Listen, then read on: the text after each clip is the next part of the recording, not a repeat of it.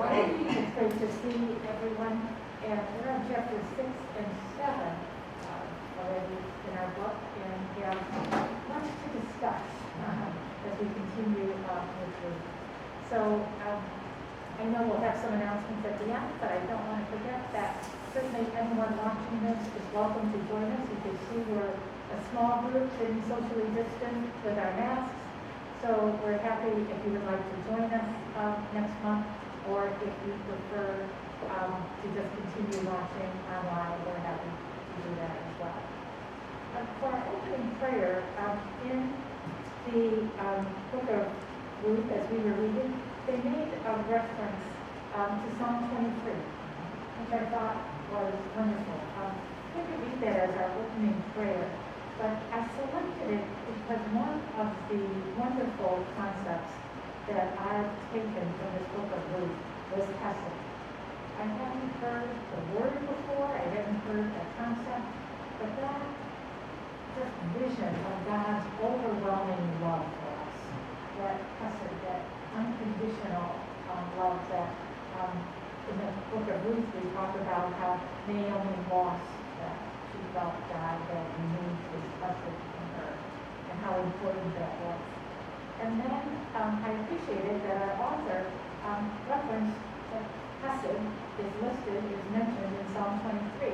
We could probably all list or state Psalm 23, but I saw it with new eyes as I thought of the concept of Hesed and the life reference. So let us begin with Psalm 23. The Father, and the Son, and the Holy Spirit. Amen. The Lord is my shepherd, I shall not want. He makes me to lie down in green pastures. He leads me beside the still waters. He restores my soul. He leads me in the paths of righteousness for his name's sake. Yes, though I walk through the valley of the shadow of death, I will fear no evil. For you are with me, your rod and your staff, they comfort me. You prepare a table before me in the presence of my enemies. You anoint my head with oil, my cup runs over. Surely goodness and love shall follow me all the days of my life, and I will dwell in the house of the Lord forever. Amen. Amen. Father, and Son, and Holy Spirit. As the author references, it's verse 6. Surely goodness and love shall follow me all the days of my life. Any thoughts on that before we begin? I think as you mature, I don't want to say get old, as you mature, that phrase takes on a new and different meaning at every stage of your life.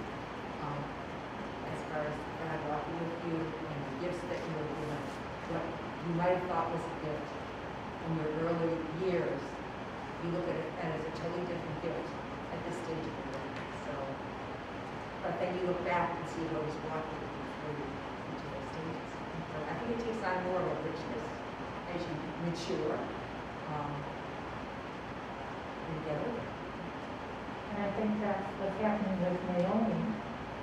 She's going through these stages very quickly in our reading, certainly not in terms of her life, but I think correctly to see those stages that she, not only in terms of Hesed, but her whole relationship with God and her relationship with Ruth. Well, now we begin our discussion then. We're on chapters 6 and 7, and we follow the pattern of using the questions provided by the author to guide our discussion and make sure that we cover everything in the book that the author wanted us to do. So for chapter 6, those questions begin on page 137. I love her titles for the chapter. The chapter 6 is Finding God's Fingerprints on Our Lives. And her subtitles are great. It was a God thing. And her questions start with that. Number 1, describe a situation or event in your life that you would describe as a God thing?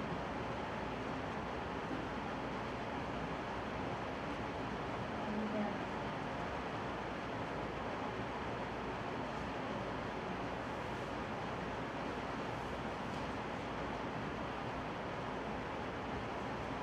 I think my husband Dan, who is now in heaven, but I think he had a God thing in his very early life when he joined, he got out of high school, I didn't, and he had gone into the Marines and got out of the Marines and went and got his first job, and within a month of him being on that job, he was caught in an elevator shaft, one of the old ones, which, was many, many years ago.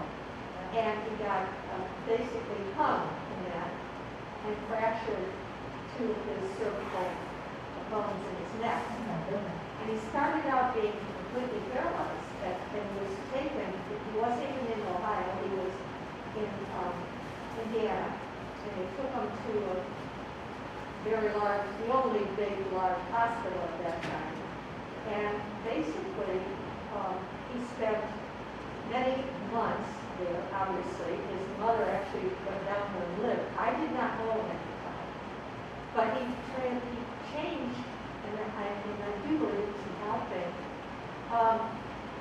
from being paralyzed completely to being up and walking with high neck, which was full year after the accident, because he was in the hospital for over 6 months, and when he left the hospital to come home to Cleveland, he was still doing physical therapy.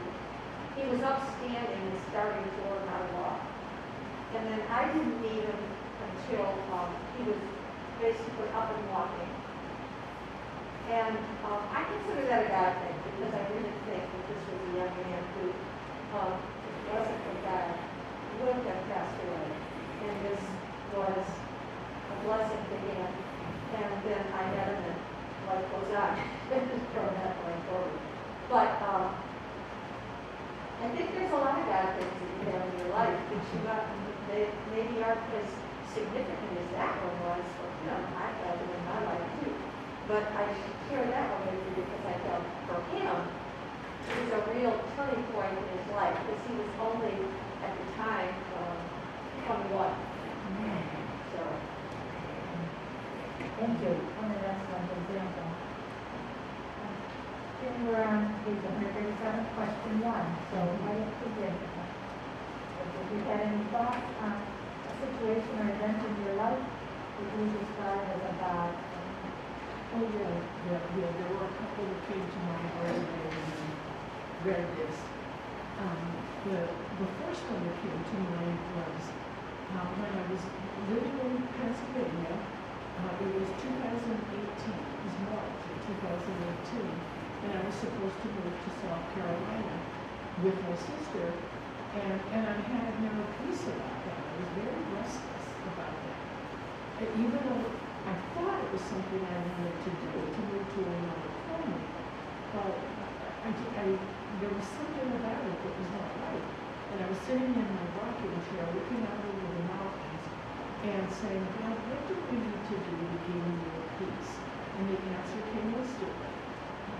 Move back to Ohio, where my kids are. And I knew that was God's voice. Sometimes we say, I don't know, whose voice is that? I knew. It's one of those rare moments when we know.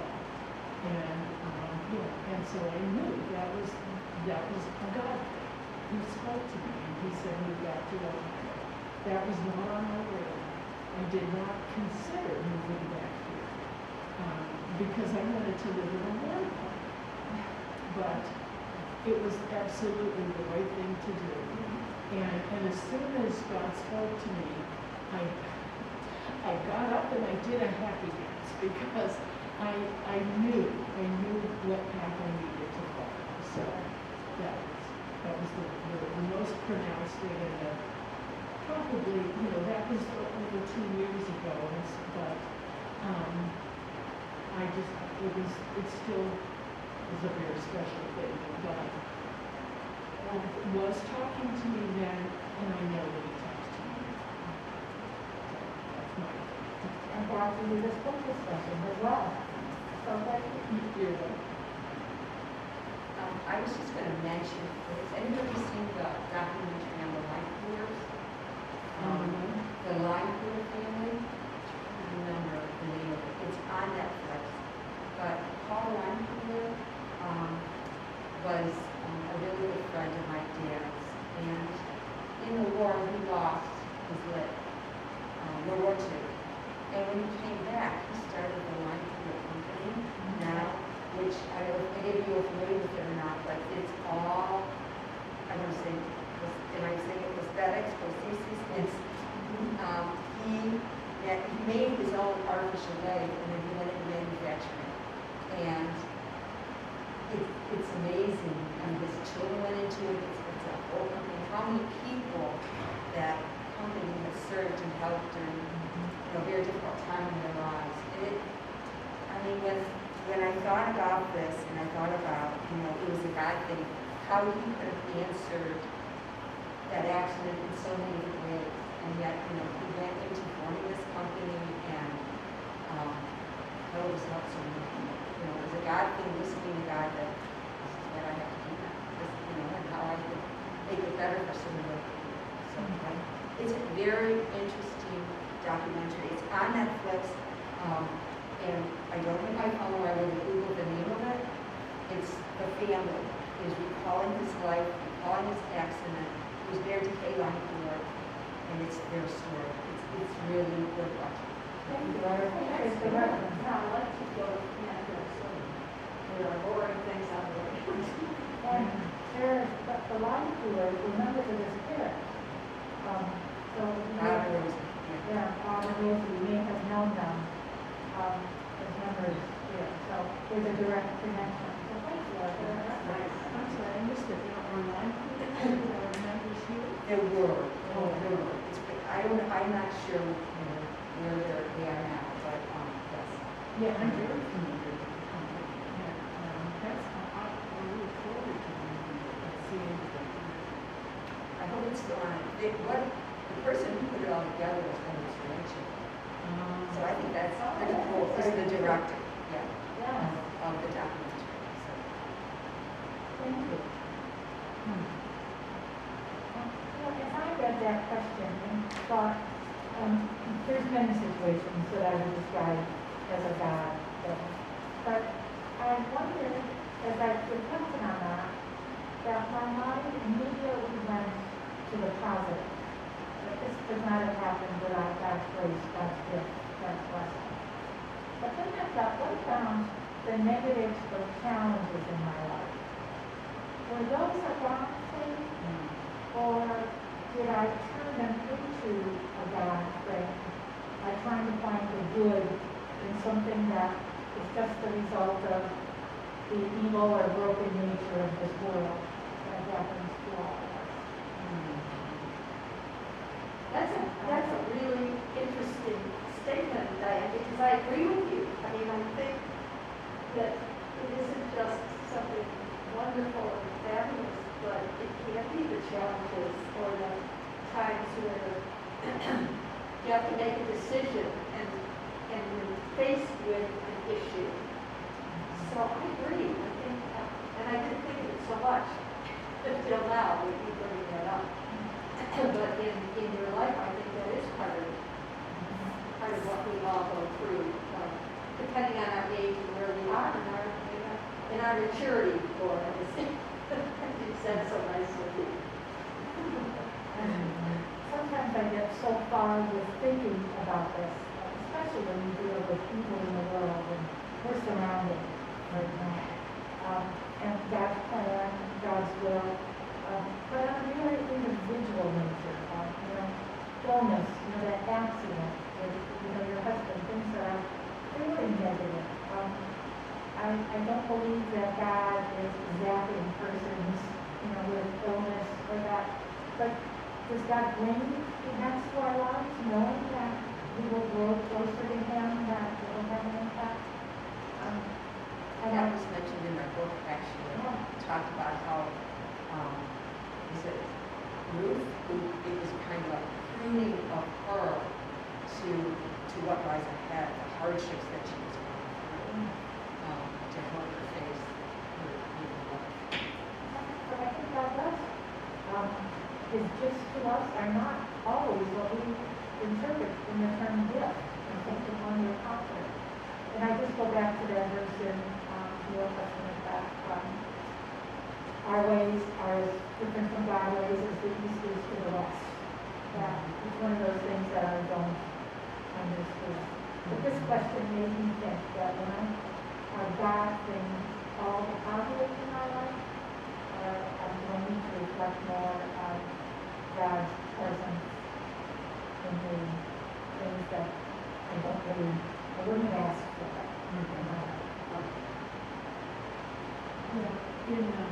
In the Chronicles of Narnia, I don't remember which book it is. Aslan, you're familiar with the Chronicles of Narnia? Okay. C.S. Lewis wrote them, and he was a Christian theologian. And his characterization of God is a lion whose name is Aslan. And so in this episode, Aslan is not visible, but his presence is felt. And a boy and a girl are riding a horse, and something bad happens to the boy. He gets bitten by something, and it's very painful. And later on, the boy says to Aslan, asks him about this, and Aslan says, you needed to know what it was like to suffer, so that you would then have sympathy or empathy. My words, not yours. You will have empathy for a character that is to be introduced to you. And of course, it's an analogy of everything that we know about suffering. And when I think about the story of Ruth and Naomi, they didn't know the outcome of King David and then Joseph and Mary and Jesus. They didn't know that. We know that. And I think in my life, when the things that have been so difficult, I don't know the outcome. I don't know the ramifications of that in the long run. I just have to trust that it's going to be okay. Even though, like when my husband died, when I was a very young woman, and that was so difficult to raise a 2-year-old on my own. That was so difficult. And yet there had to have been some good that came from that. Even today, these many years later, I don't always see the good in it. And I still get a little lift with that. Why did you let that happen? But I trust that that's part of being part of it. And I think that's what we're reinforcing to ourselves in this book. It's all part of being. It's not an isolated incident. It all works together. It goes together. A good perspective. And after I responded to question 1, it kind of directly led to question 2. I thought, why do we restrict God's involvement in our lives to positive things and health? And so we're kind of talking about that already. It's not fun. I think we grow up with a feeling that God would not give us anything bad. I mean, I don't know, maybe I'm wrong, but I mean, to me, I think as a child, you're kind of tuned in to God being good to you, being an all-loving God. And an all-loving God, why would an all-loving God give you a negative your whole life, as David shared, as we all shared, as my husband Dan shared, coming through. That was a bad thing, bad part of his life, bad part, difficult part for you. We've all had those, but I don't think we connect God to negativity. We tend to feel God is all good, all loving, everything positive. At least that's the way I think I grew up as a child and to adulthood. I changed as an adult, but I think there were so many years that I felt that God would not provide me with anything negative. That it would be the devil's workshop. That whole scenario, I don't need to be negative. But I'm being negative. But from the Baltimore Catechism, and all those little statements that you learn, and it was always the devil that was doing evil things, it was never God.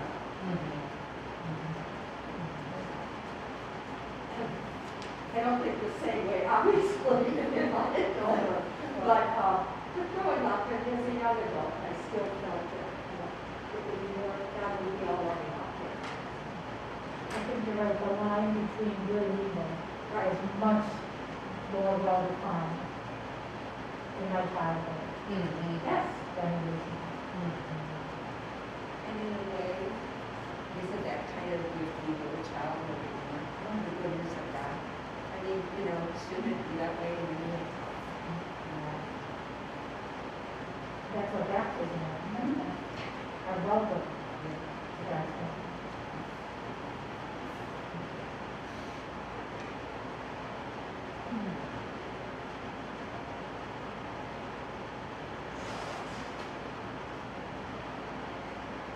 One of the things I wrote here was that restricted God's involvement to the positive things that in our world, to the positive things that happen. I wrote down, not an option in today's world. We need God, and the positives, the negatives, the challenges. We are seeking God. And as it was referenced in the book, we need God even more in those difficult times. But we as humans don't realize that. I don't think we do. Until you go through some of those things and you look back. I don't think we readily embrace God in the tough times. I think there's that transition somewhere as you go from childhood to, I don't know, even when you're in school, or where does that change? What we talked about, Kathy, that God only provides good, and then there are God moments and difficulties in this growth. I mean, I'm not sure where that transition occurs. But for us to grow in our faith, it has to occur somewhere in time. Otherwise, we'd be so disappointed in our God.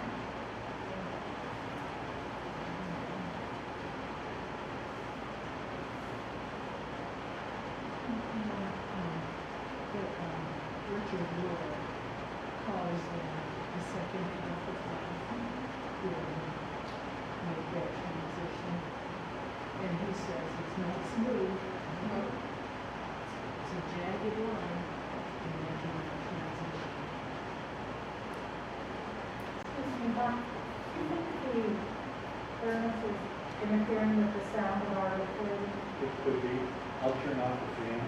Thank you very If much. it gets cold, I can turn it back on. Thanks so much.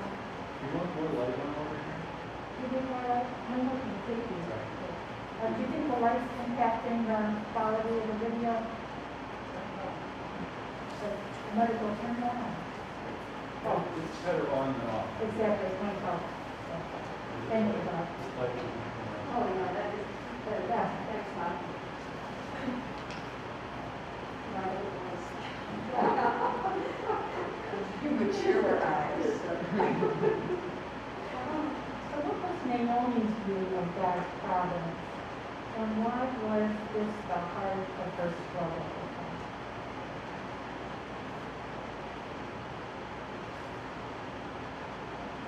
Immediately connected Naomi to Kathy's comments of how she grew up.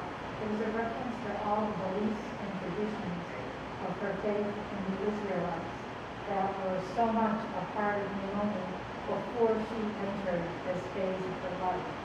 So I saw that all all of her decisions, her prayers, her conversations with God were impacted by how she grew up, that those the traditions that she and beliefs she carried with her. Did those serve her well?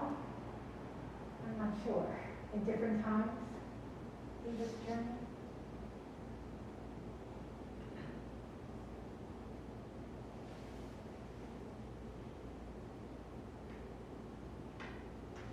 I felt a part of her view of God's providence was back what we just were discussing, goodness versus something that wasn't good. And I believe that the more negativity that occurred in her life with deaths of her beloved ones turned her off on the love of God and on to the fact that he was not a good God. He wasn't an all-loving God. Because if he was, he wouldn't have given me all these tragedies to deal with. To me, that was, I felt her view of God's providence was more positive and loving, and she had a hard time struggling with the deaths and the, like you said, challenges that we have in our life and the challenges that come up that she did not feel came from God at that point in time. And she didn't feel the reason why God would have given her these terrible challenges and trials and tribulations. Yeah, she felt that God had turned his back on her. Right. And, yeah, she still believed in him. And she still loved him, I believe, I think. But she felt abandoned. And almost mad at him. Yes. You could, I mean, I don't know, I can't imagine what that would be like, to lose your husband and lose your sons, and then have to go to a whole new, land and start over again. I mean, I don't think in my lifetime I've ever been called to do something that, drastic. I think it was a part of the process for her to be mad and angry and kind of give up. But also the door wasn't closed, totally. And then, of course, Ruth's response to her, was her hope, and how that is transferred into then Naomi is looking out for Ruth because she knows, her life is going by quickly and she wants Ruth to be cared for. So I love how that gets transferred once Naomi then kind of embraces God again in her life and realizes that God never left her.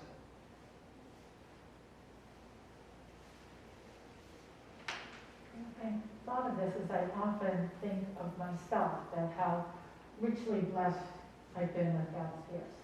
And if we look at Naomi prior, and think back to what her life was like prior to the story in the book of Ruth, it appears to me that she and her husband had land, because now they're selling it off. Right. So they had land, she had a husband. We know the difference in that culture between being married and being widowed or a single woman. She was married, she had two sons. We talked about the value of procreation and having sons. So Naomi had it all, right? God's gifts. And I'm sure she recognized those as God's gifts. She was a holy woman who focused on God. And slowly, this is all taken away from her. The famine comes, so they leave their land and they travel to Moab. They get to Moab.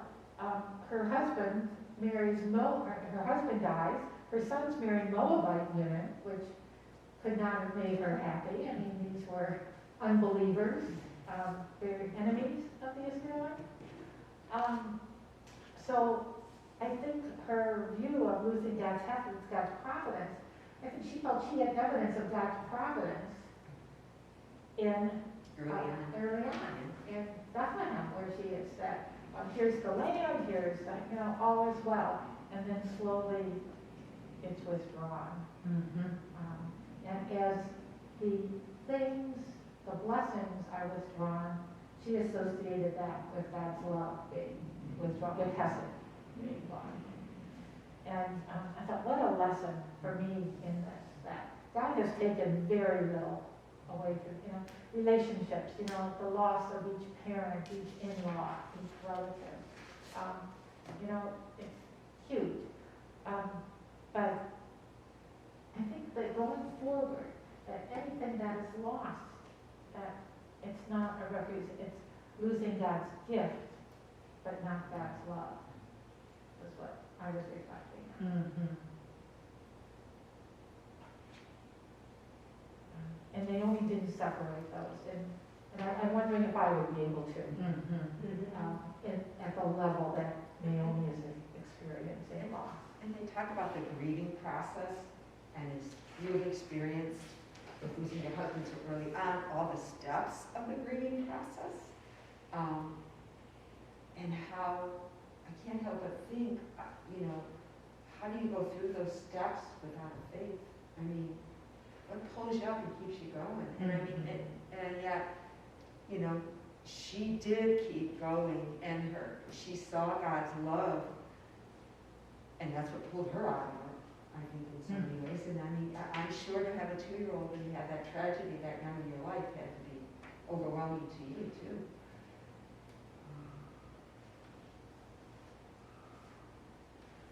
I think you're right, Laura, that grief process. Just yesterday, my husband shared a death notice with me of a colleague that he had worked with and many years ago. This person had retired far before my husband had, but had a very positive relationship with him, but they had retired in Florida.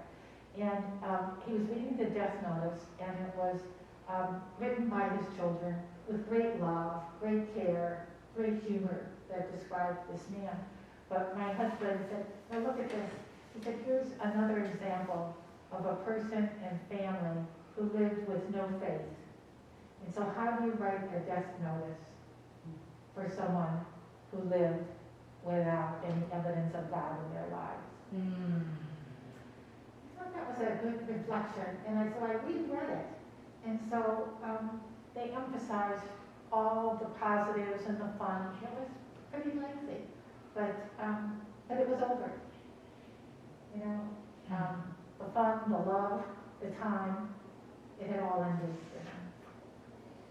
What a difference in the grieving process that you mentioned, Lauren.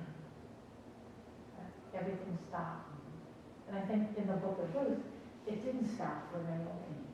She's coming back to her. And certainly after deaths and loss and relationship, she is still with God.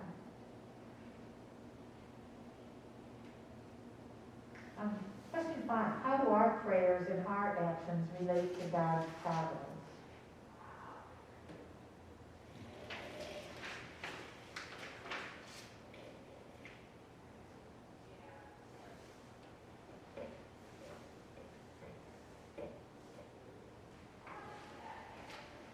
And that's on page 128. She offered definitions of providence. It's one of those things that Judy had stopped me in the hallway and said, oh, before we start, what's the definition of providence? If it wasn't in the book of God's providence, I'd say, oh, let me think about it. I would stumble to define God's providence. Yeah, I thought the same thing, that I don't know what providence is. What is that? And then when I read it, I thought, oh, that's what it is. Okay, it's how God governs the world. Is that what you read? Yes, yeah. So that the world moves toward the destiny he defines at creation. So his care governs the world so that we're in the right direction. It's the start of the second paragraph under what in the world is God doing. Again, a great subtitle. But that beginning of the second paragraph, professional theologians describe providence as the way God sustains, cares for, and governs the world so that it moves towards the destiny he defined at creation. What really caught me is, okay, that's God's definition. God's up here. Then you go to the bottom of that page 128, the very last paragraph. Amazingly, God's God's idea of a partnership places enormous responsibility on his image bearers, and also means he wants us to participate in what he's doing here on earth, and intends for us to do so, not as isolated individuals, but together. And all of a sudden I was like, oh boy, my heart started to beat like, that means me. I need to be involved in this process. I need to be doing my part. Exactly, that providence doesn't mean that God is in complete control, which he is, and we sit back. She mentioned her friend who said, well, I don't have to worry about my children who are non-believers or my friends who are non-believers. That's all in God's hands. I don't have a role in that. And here she makes it very clear that providence is still a partnership. Yes, it is. I like the piece where it said, it just was clever, and it caught my eye, was that this is God nudging you in the right direction. That you may be doing A, but he's going to nudge you to B or C.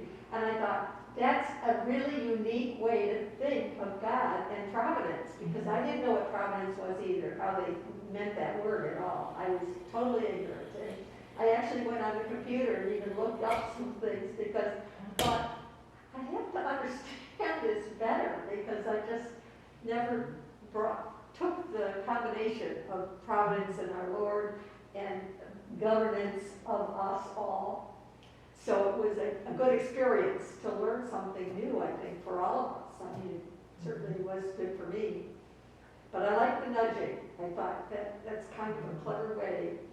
And when I was thinking of my own life in reference to that particular point, I said, he nudged along the way. It has for many, many years.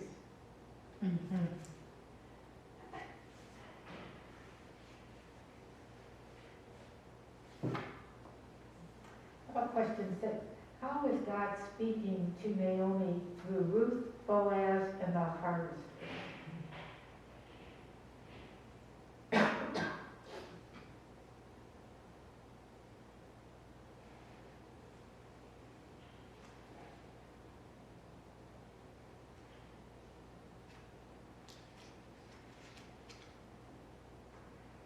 first thing that came to my mind was how God recognizes our physical needs in the midst of our spiritual journey. I think he spoke to Naomi by the bucket loads of wheat that she brought. The abundance of food for a woman who was basically on day-to-day sustenance and not knowing where the next day came from. I think the first message that Naomi received of God's love was, you are well fed. And he thought of that literally before she was ready to move on spiritually, being fed. So, and certainly Ruth and Boaz and the harvesters were all involved in the amount of food that Ruth brought home. So I thought God spoke to her through the wheat. Boaz, to me, I guess that was Naomi, but I was going to say, his encounter with Ruth, it was, I mean, I don't know, I have not read this detail to detail, this gospel, but there were just like little seeds of hope and things that occurred between them that were then transferred back to Naomi.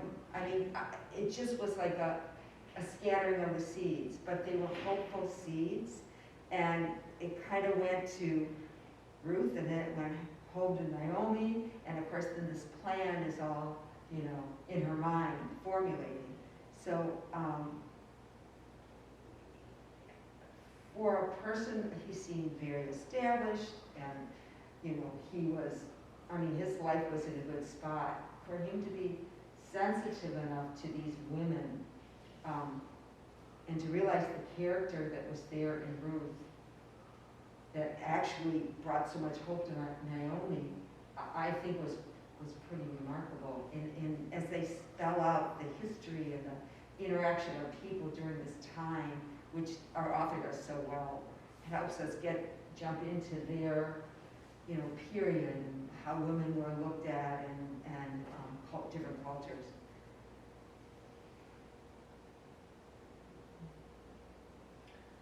Yeah, in the earlier chapters, when we were discussing the journey starting, and Naomi said to her daughters-in-law, go home to your mothers, and I said then, and I believe it now, that God spoke to Ruth. She didn't know it, maybe, but God spoke to Ruth and said, go with your mother-in-law. And so Ruth just acted on that. I believe that there was this force through her, which was a God thing, that that Ruth knew, just like I knew I had to move back to Ohio. Ruth knew she had to go with her mother-in-law. She just knew. She didn't know why. She just knew. And so when we talk about providence and how God doesn't intend for us to do it in an isolated situation, but in partnership, that had to be a comfort to Naomi, that she's going back to Bethlehem destitute.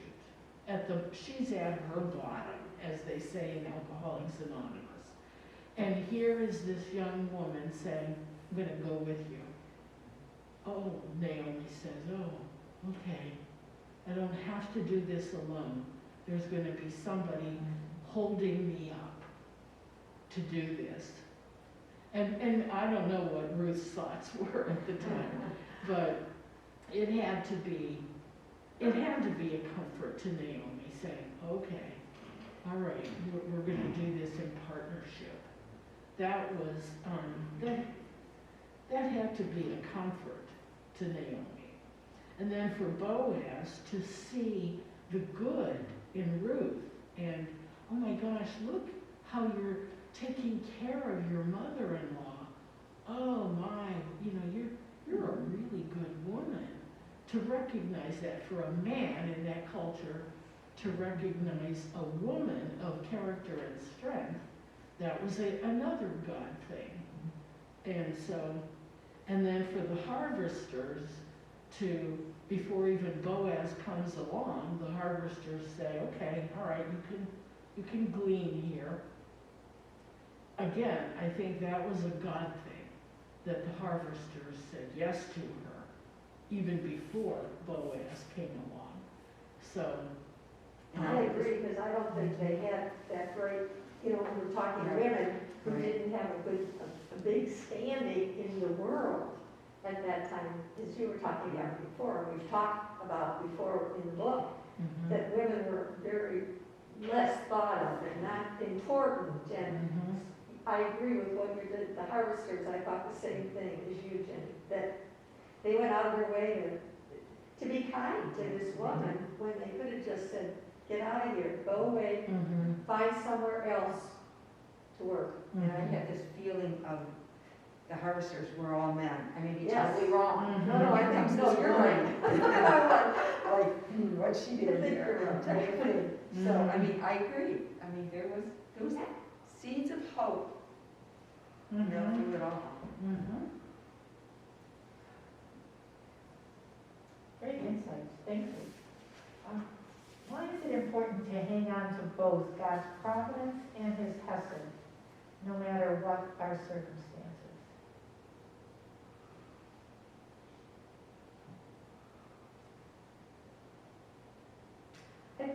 Personally, I think that when you receive negativity in your life or significant times where issues come up, be it deaths or be it your own personal health or, going on, or your job when you're working, I think it's real easy to fall into a negative state and to blame God for giving you these bad things that happen in your life.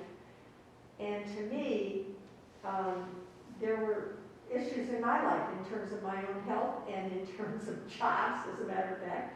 And if I hadn't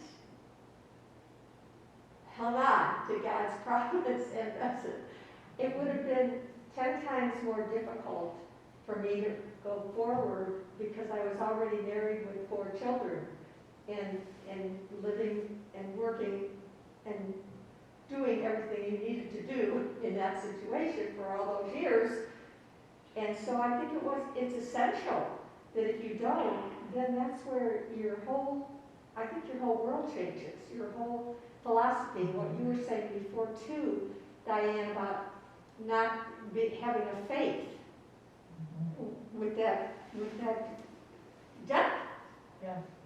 of the friend of your husband's, and not having God in that life, not having any piece of another God and what God does for you through your life. I think it's really significant, and I think it makes things going on in your life, changes, illness, loss of jobs, all those kinds of things. If you don't have that providence and blessing at the same time, I think it can impact that your life for the whole future of your world. I agree with you, and it reminded me that it's a choice, right, to know God's providence and hesed in my life. Naomi, I don't know if she rejected it or just didn't see it, but I think it's a choice to look for God's providence and God's hesed. I didn't use the word hesed prior to this study, so now I didn't use providence very much either. I didn't know how to define it. So now I can use both words. And I think the reminder here to me very clearly is to be sure to look for both of those Yes. in the large and the small events of the big picture of what's happening in our world today and the decision that I'm making this morning. I really like this, putting this in the forefront for me. So if you had to talk to somebody who didn't read this book, what would be your word choice? You wouldn't use hesed, and I don't think you'd use providence, because we all had to look up the word providence. What would you say to them? It's interesting. I have shared the word hesed with my sister and a friend. I said, I'm reading this book study, and I said, I'm really excited about this. Here's something a word I never knew, a concept. So I think I would share hesed, just because it's been such a learning experience for me. I could share that. And share the meaning of it. And share the meaning of it. Yes. And say, look at the perspective of God. I mean, that's easy to share, right? As you said, sharing the positive, sharing God's love, that's the easy piece. I have to think more, or I hope somebody else has an answer on how to share providence. Because I mean, you look at the world today and say, you're in control? I mean, you really kind of question what's going on right now. I don't know. No, Laura, I'm with you. I mean, you do. If you watch the news, if you read the newspaper, it's a very, very difficult time in our world. It is. And it's difficult to see positivity here.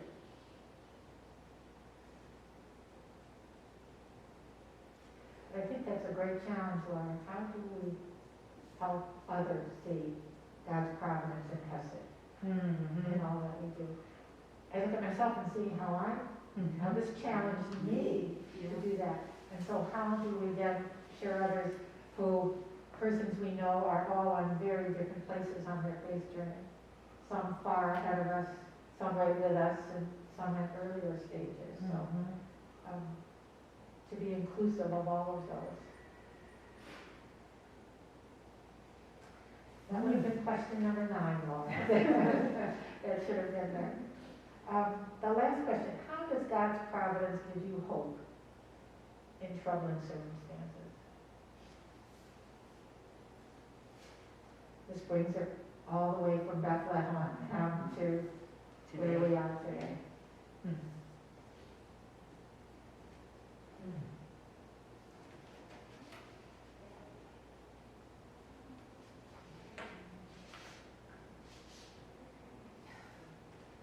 Well, I guess I think back to it's how God, is ruling the world and what He wants to see. I think of and the next chapter made me think of this.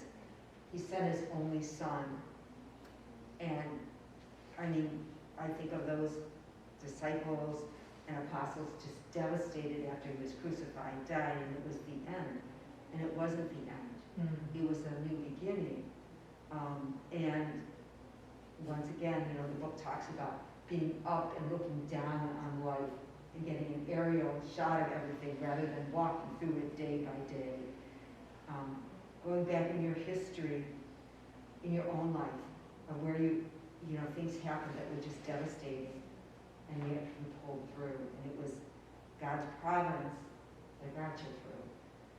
So looking back on your own history and seeing God weaving through your own lifetime, and in even our own weaving through of our world in general. I mean, there is a lot of good in our world. It's just looking for it.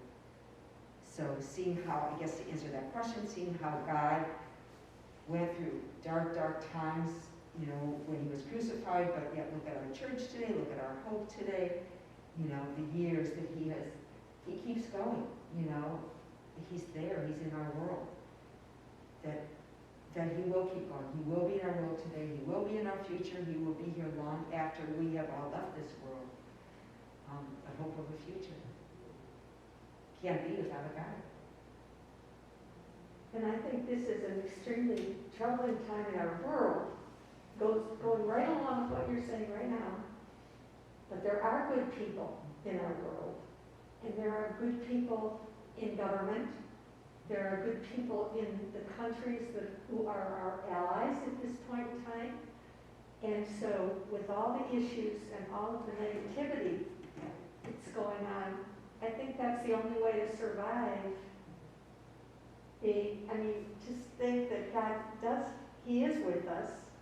He is going to help us. We are going to get through issues and difficult times that we're having in our United States of America. And I think you have to, I'm not making a mountain out of a molehill. I'm just saying that, you know, in these difficult, trying times in our country, we all have families, we all have loved ones, we all want everybody to be safe and sound. And we have to believe, I think, that God's providence does give us hope, that he's always going to be there. He's always going to be that person who gives us both the nudges and the love and everything that we need. I agree, and certainly our past proves that. God has been with us. The hindsight Yes. is wonderful. Yes, we've had many very difficult times along the way. Absolutely. I liked how the author summarized this. The bottom of page 136, in reference to hope. But Naomi is the wisest of teachers. She doesn't mentor me with a fairy tale approach to life or a sunny side up version of Christianity that is bound to break down sooner or later. Instead, she offers a stark realism that faces head-on the awful tragedies and sorrows of this world. Angry and grief-stricken as she is, Naomi's message isn't one of despair, but of hope. She displays a grasping faith in Yahweh that clings tenaciously to what is true about him in the swirling cauldron of the worst that life has to offer. And I think That's that's excellent. holding Yeah. on to God Absolutely. in the midst. I like the swirling cauldron, You can just see that it. God is in the midst of that. And we need to hold on to God rather than the muck that's in the cauldron. I like the next two sentences also. She is in unspeakable pain.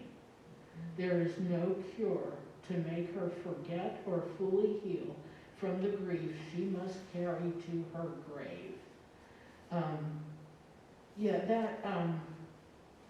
It's comforting to me that somebody recognizes unspeakable pain, and that the grief is always there. It's always there. You know, we learn to live with it, but it's always there. And And that Naomi, I really relate to Naomi. More to Naomi than to Ruth.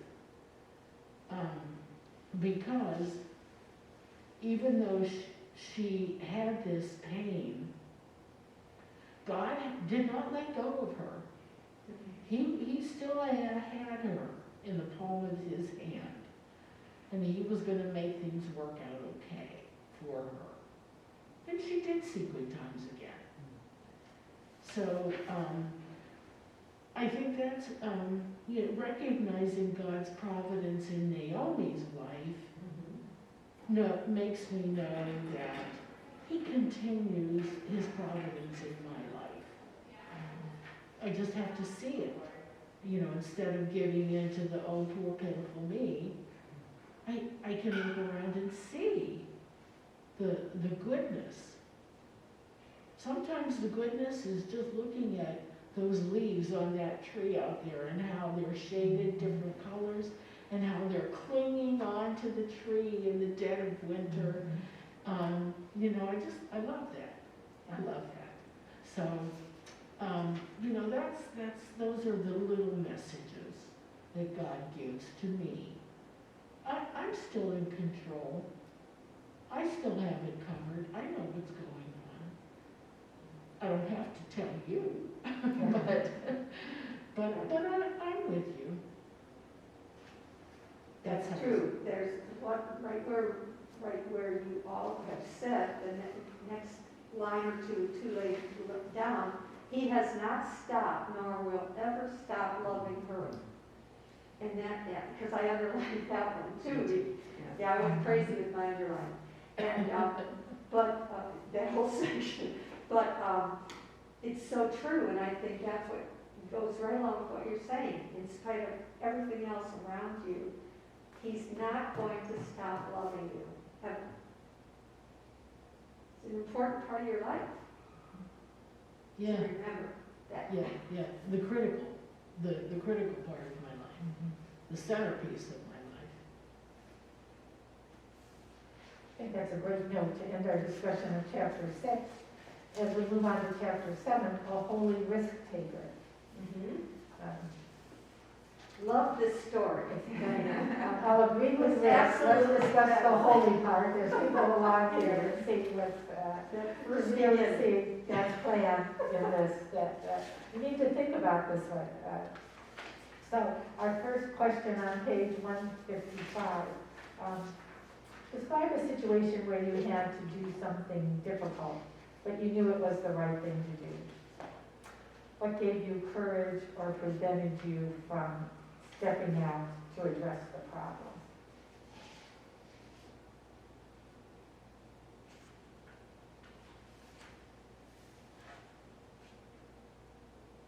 Well, I can think of, again, several instances in my life. One was, I don't even know how many years back. I had an uncle and aunt, my dad's brother and his wife, lived in San Diego. And I was particularly close to one of their sons. They have two sons. And I was particularly close to Bruce.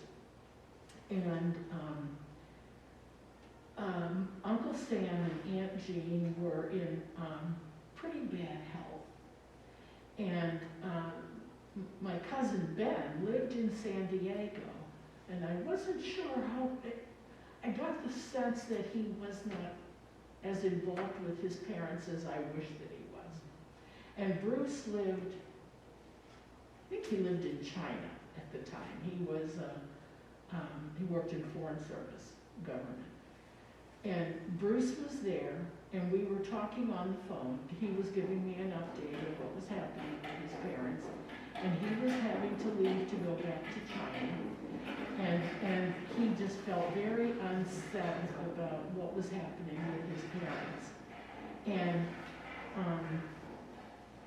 I did a quick prayer, and I said, okay, God, is this you talking or what? And I said, Bruce, I can come and stay with your parents for 2 weeks and help with the transition.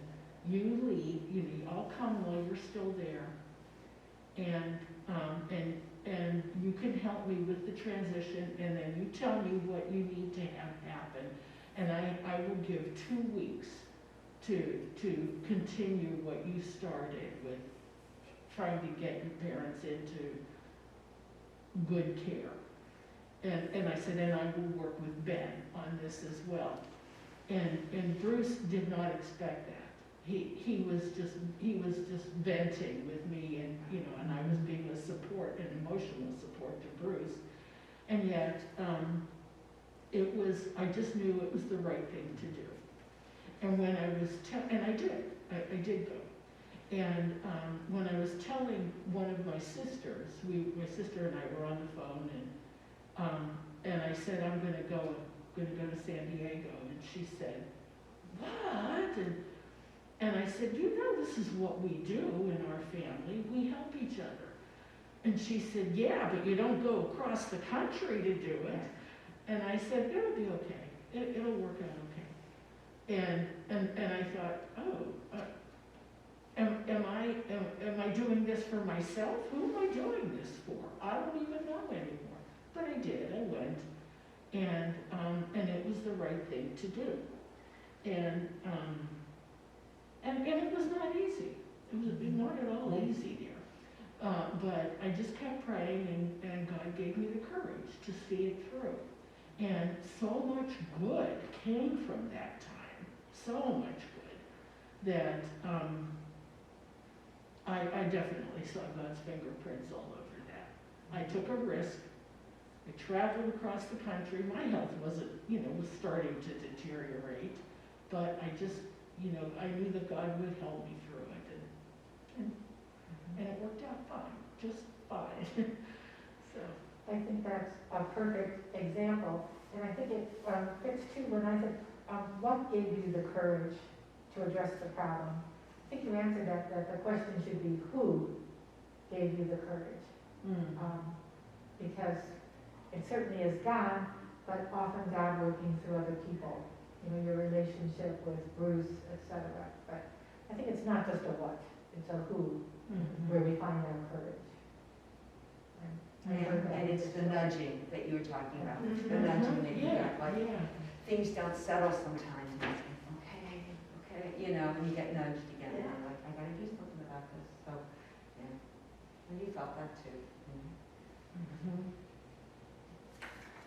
The second question, what changes do you observe in Naomi? How do you explain her newfound courage and determination to help Ruth? I think she was so impressed with Ruth and what Ruth was doing for her, and the fact that she was able to find her job in the fields, be able to do work there, to come home with a tremendous amount of wheat for her mother-in-law. And I think what she presented to Naomi was a significant way that Naomi responded to her positivity and her, courage. And so it made her get to the courage that she had to work with putting her together with Boaz. And that simply to me was, she recognized that her daughter-in-law was doing all of this for her. And in turn, she wanted to start doing something for her. And the love that then was shown between both of them, with Ruth and the work that she did for her mother-in-law, and then the recognition by her mother-in-law of all of this intense work, and saying, I'm going to take care of you forever, and then allowed Naomi to have a different attitude than she had had before, and the ability to see then in turn what she should do for Ruth. I think, Diane, you hit on a good point. Naomi was so low that she needed to first be physically fed. I mean, I think there wasn't anything to give in her mind, in her mindset, in her stage of life at that point. And I think when she had been physically fed, then she could look beyond, you know. And I do think we have to realize that sometimes about some people we encounter in our life, and we're like, we can't understand this or that, and it's just like, you need to go down to the basic needs, whether it's a feeling of being belonging before, I mean, can you love without first experiencing love first? I mean, I don't know, can you? I mean, is it in us to love if we don't even know what love is? Is it innate? So I guess I'm just saying, I think when you brought out the fact she physically needed, you know, needs to be addressed first, that she could then look beyond and give back. Mhm.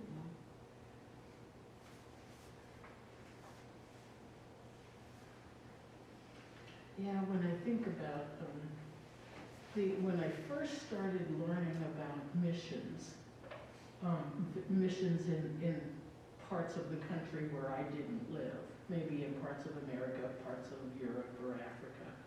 And the statement that came from the missionaries is, we have to feed them first. We have to feed and clothe them first, before we can teach them about God. I was probably a child when I heard somebody say that. And that's where we are, even now, that's where we are, is sometimes, you know, we are so low that our physical needs have to be met before anything else, so, yeah. It is a truism of today, Jenny, and when you were saying that about missionary and you have to feed them first, I just heard that on TV by some of the big food providers who are doing the food lines in a particular state, and that's exactly what he said. We have to feed them first with the world we're living in. So that makes a lot of sense. The feeding that went on right here. Her questions move from that discussion of Naomi and her faith to, what do you think of Naomi's plan? Why was it so risky? So this is Naomi's plan for Ruth to go to the threshing floor while Boaz is asleep, bathe, be perfumed, lay at his feet, take the cover off of his feet, and then hopefully get an offer for marriage in this process. So the question is, what do you think of the plan, and why was it so risky?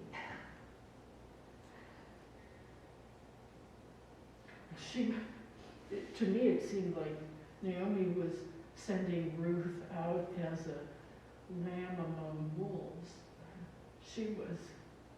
This could have gone either way. And Ruth, she set Ruth into a very vulnerable situation, very vulnerable. This part of the story, I feel like there are missing pieces. What was she thinking? I was surprised she talked Ruth into doing it. I mean, the plan was there, but then the fact that Ruth was going to do it kind of surprised me in a way. Because Ruth has been so strong Oh, in yeah. her decision making. Yeah, I was just like, wow, she must have been pretty persuasive. Yeah. And I was shocked at Naomi. That she would Come up with this To plan. send her, just like you're saying, Jenny, and I'm saying, wow, you know, this is happening so rapidly after their terrible world that they came from, and coming back, and then having, you know, then needing everything and having nothing, and then suddenly, now I'm going to send her to get Boaz to marry her and And I take think care it of her. was done out of love, that I Yes. think that Naomi realizes her time was going, and all of a sudden now Ruth's going to be without anybody and be totally by herself. And, you know, I think she felt like the time clock was clicking for her. Yes. So I think that's what orchestrated, that was the thought process behind it all. I don't know, but you're right, it could have gone either way. I think the author is setting us up to see the positive and the two questions ahead of time. And right before in question 2, she said, how do you explain Naomi's newfound courage and determination to help Ruth? So she's giving us the mindset that this risky act in Naomi's mind was to help Ruth, which Laura just pointed out, looking ahead, which is something to consider. My immediate thought is, what do you think of the plan? To me, any plan that is created that to be successful in the darkness is not good. If the plan is not in the light, why do it? Why do we need the shelter of darkness for this plan? So I was questionable from the beginning when she said, okay, you have to get there after dark and then you have to come home before dawn. And so that was my immediate thing, like why would she pick a plan that relied on darkness for its success? But Boaz also realized that she could not, the timing of when she was going to leave was so Yes. important. I mean, he realized that too. I kind of feel like Naomi must have really done her research in whatever way on Boaz to send Ruth into this plan. Somehow, because you're right. But maybe she felt because of the cultural issues, there's no way this could have happened in the daylight too. As I said, maybe knowing the situation, maybe Boaz had such a well-known reputation in this area that she knew she didn't see the same level of risk that we're seeing, as Ginny mentioned, that this could go either way. Maybe she thought the odds were definitely in her favor, knowing that this was Boaz. This wasn't any worker or prominent person she was sending. I agree with you, but it was such a risky plan. That was my first thought when I first read, and I went, oh my Lord, she's going to send him there, and she does get some of her own cleaned and perfumed and everything, and says, wait until it's dark, but make sure you know where he is. And risky, Exactly. plus, and there she is. And you do wonder, because I have 3 daughters, and I'm thinking to myself, would I ever have thought of sending one of my daughters into a situation like that, because it's so risky. And look at another risk factor was, well, it's after their celebration. So after he's been eating and drinking all evening, that's the time that you go. When have you said, oh, the best time to make a decision, let me eat and drink for a few hours, and then ask me your question. You are absolutely correct. Yeah.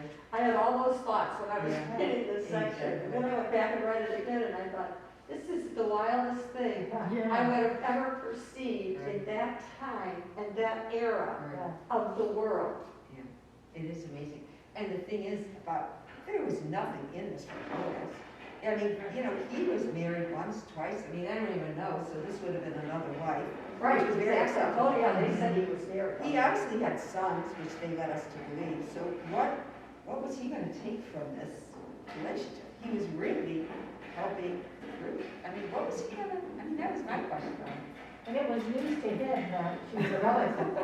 Yeah. So that there was a connection, but that came later. But how did he know right away that he wasn't the nearest of him? Yeah. That she wasn't, That's he wasn't the right, nearest of him? exactly. How did he know that piece? Right. See, this was fascinating. This whole chapter, this whole section of what went on was fascinating, absolutely fascinating.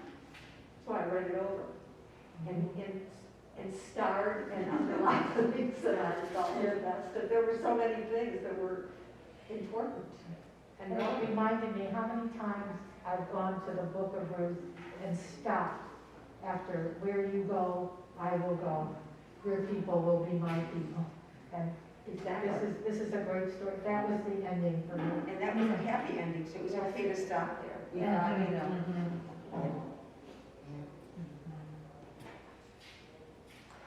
Why was Boaz the perfect choice for a husband for Ruth? And what were the risks in approaching him?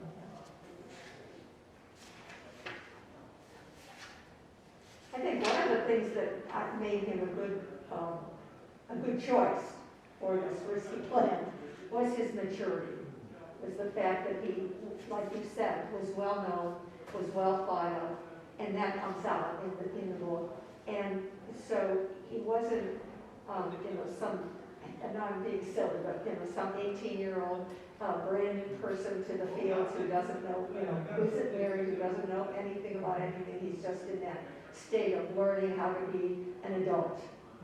And Boaz was very much already in the world, had wives, probably had children, and then, and was mature and a good man, somebody that had a good reputation. And he was the kinsman redeemer.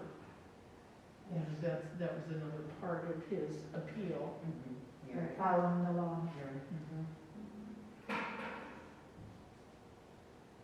And what were the risks? I think we talked a lot about those.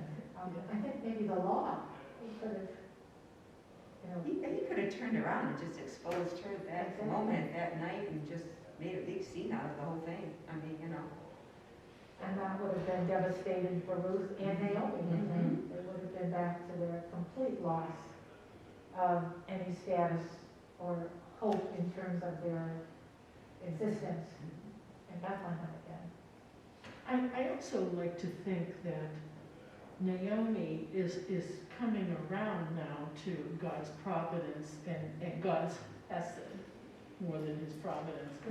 And I'd like to think that she prayed about this situation before or while she was planning it and kind of listening for God's voice in all of this. I like to think that she did that. We don't know. We don't know if she did that, but I just want to believe that of her. I think you're right, Jimmy, because look back to question 1. How did you know that it was the right thing to do in that difficult situation? So here's Naomi in a difficult situation. And you said, and we all agreed, it was God's voice, God's nudging, God's providence, God's hesed. That we, in these situations we discussed, we knew it was the right thing to do. You knew it was God's voice you were listening to. So did Naomi go into this that here's this bizarre plan with a high risk level, but there's a piece in me that I know it's the right thing to do? You raised a good thought for me, Jim. Why wasn't Boaz offended by Ruth's proposal? I think because there were things about Ruth that he admired. I mean, he made the comment about people know of her what was the word? Her character, her good Yes, character. you referenced that. Yes. Frequently. So I think he was aware of that she was a woman of good character and, just her whole actions of, taking care of her mother-in-law.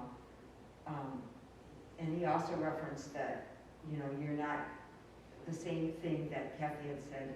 You're not going for, being drawn in by how handsome, she was going for somebody who had maturity and I think the draw there was they had the same,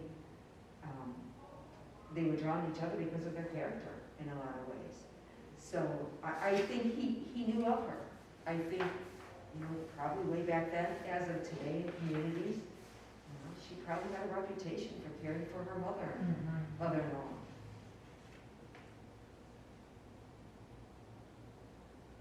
I think you're right, Lauren. The author consistently reminded us that not to look at this story as a story of romance. That Ruth had stars in her eyes and Boaz's heart was beating a little more rapidly. That there is an option to look at that, and many readers and interpreters have taken that approach. She said that's not the reality of the story. The reality is the character, God's hesed, God's providence, that sometimes we bring a very human or current perspective only to this story. And she reminds us, as you just did, that there are multiple levels that have been revealed until we got to this point. On page 150, with what we're talking about, the mystery surrounding Boaz. And it's very well written about, Boaz may be stunned by Ruth's presence, but he is anything but speechless. And then you go down and it says, he praises her actions, calls on Yahweh to bless her for what she has done, and links what she is doing to her earlier acts of blessing. The Lord bless you, my daughter. The kindness is greater than that which you showed earlier. You have not run after the younger men, whether rich or poor. He exonerates her behavior. So it's very well done of why he is acting as he's doing. And they go on to talk about, how he's, a highly esteemed man. He's probably polygamous, and he probably has children. So it's very fascinating, absolutely fascinating. But the author does a really good job of laying the foundation of culturally Yes. the world that they live in. I mean, it's not our world. We've got to be transformed to. Yes. And that's wonderful. Yeah. In this book and in this chapter, how it's so well written and so educational, because I don't have concepts of a lot of the things that we're reading and learning with the book and the chapter. And I think Laura answered question 6, what impressed Boaz most about Ruth and caused him to value her. Her character, and Kathy gave us the evidence of that. I want to be aware of everybody's time, and so are there any last thoughts about questions 7 and 8? How do Boaz's words to Ruth change our understanding of a woman's true value? And thank you, Kathy, for giving us those words. I think that was important. I do think that women, and we've talked about it before, where they were, the level of function in that era, and not where women are today, although we're still climbing. But, so no, I think it just, he does identify exactly how he feels about her and what he believes about her. And the author has reiterated that theme of a Yes. woman's true value in God's eyes and the world's eyes throughout these chapters. How do Naomi's and Ruth's evolving relationships with Yahweh point us to the true source of courage and strength and guide our steps when addressing difficult situations in our lives?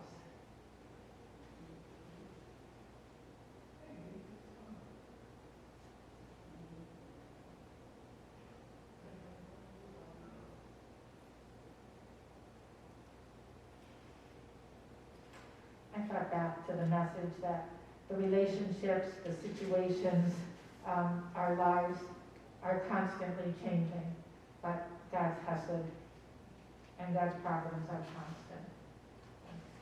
My reflection.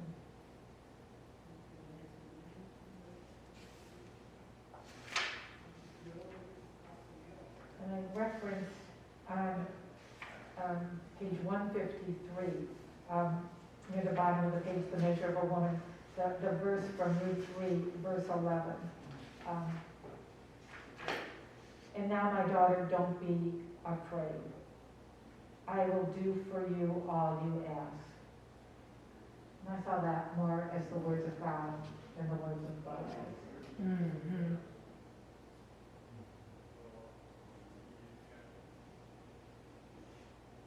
That whole paragraph is wonderful in terms of what women are thought of and how he thinks of women. And it didn't matter that she was a woman. He saw her noble character. I think that's what came out to me, that, Yes. he saw her for what she was. And the only way he did is because of her actions. And they talk about actions speaking louder than words. Thank you. Another wonderful discussion. Oh, Ladies, there are 3 chapters left, but I don't want to put them together. I'm afraid we would need to rush.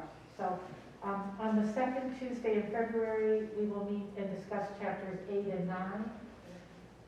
We'll have chapter 10 left that we will do in March, and that will give us some time to review the whole book and also share some ideas for where to go forward for our next book. Okay, So Great. I certainly invite anyone to start now, anyone who joins our sessions virtually. When Laura sends out the invitations for next month, I'll include an invitation not only for anyone who's interested to join us. We have more room with our socially distanced setup here. Please feel free to join us. And also to call the office or send me any suggestions that you might have, either for specific books or even just themes or directions you would like to go as we begin that process, and we'll discuss that in March. And yeah, I just want to mention one thing about the Lime Cooler documentary. It Yes. isn't on Amazon. I mean, it isn't on Netflix. It's either Amazon Prime, but it was a YouTube. Oh, So if you go that to might be easier for all of YouTube us. and Google, I know it was on there too, so I just wanted to clarify that. Thank you. I okay, started to okay, think about good, that. thank you. And YouTube may make it easier for all of us as well. So thank you, Laura. And I want to make a comment, a non sequitur to all of this. I just finished reading a book that was loaned to me, and I wonder if any of you are familiar with this book. It's called The Book of Longings. It's a novel. It's by Sue Monk Kidd. She's the woman who wrote The Secret Life of Bees. Yes.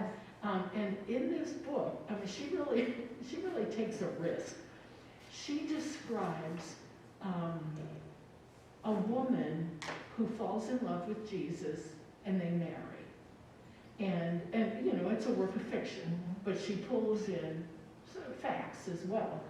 And the book is more about the woman, Anna. But she makes Jesus very human, very human. And I didn't want to finish it. I wanted to start all over again and read it again. It was so good.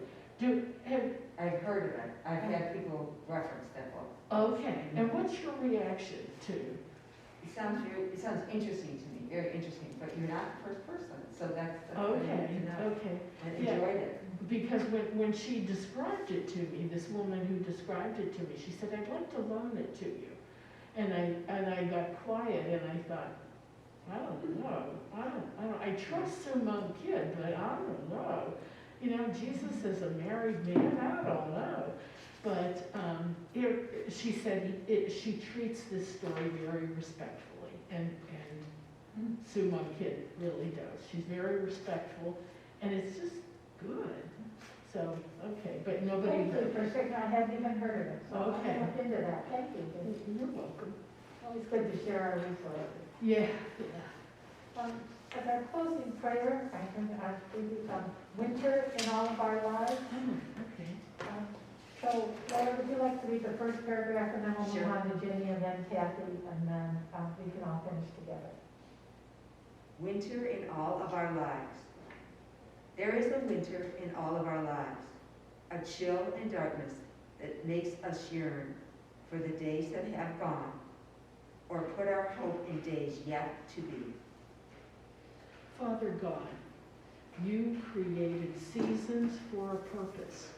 Spring is full of expectation, buds breaking, frosts abating, and an awakening of creation before the first days of summer.